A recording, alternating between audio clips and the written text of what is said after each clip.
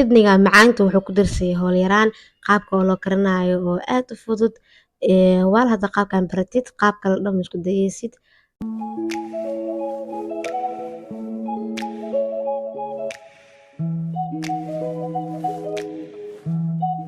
Hi guys, waa anigoo Samiira, channelkan waa Fun and Cook.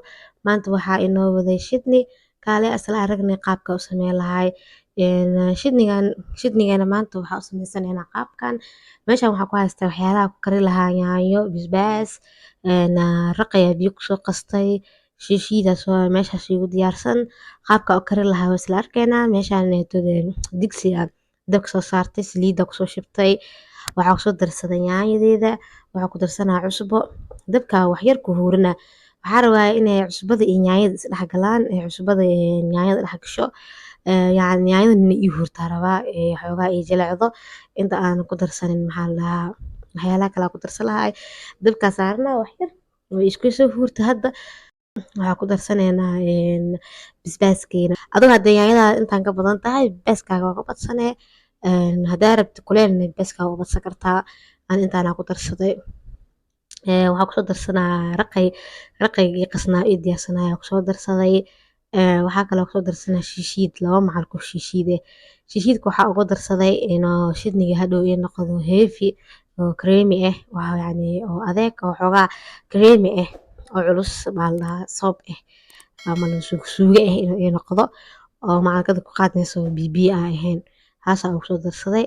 Intaana rabaa dabka saarnaa inta isku soo dhex galayaan isku karkarayaan isku shiilmayaan.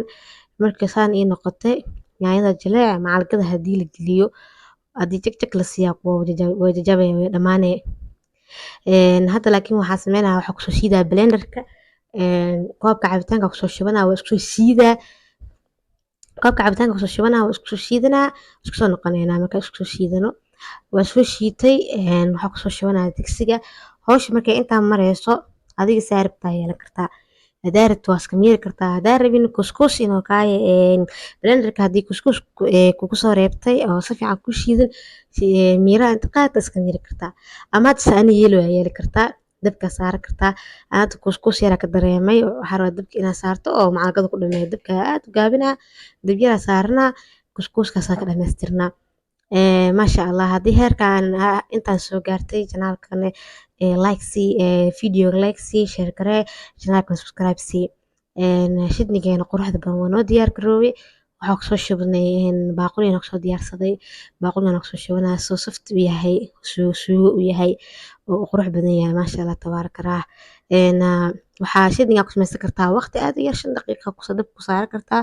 Hadii aan maanta dhanka fiirsanaysid maalin kasta aad karsan karin inaad wax badan karsatid dabka saaran kartaa firinjeerka gashan kartaa.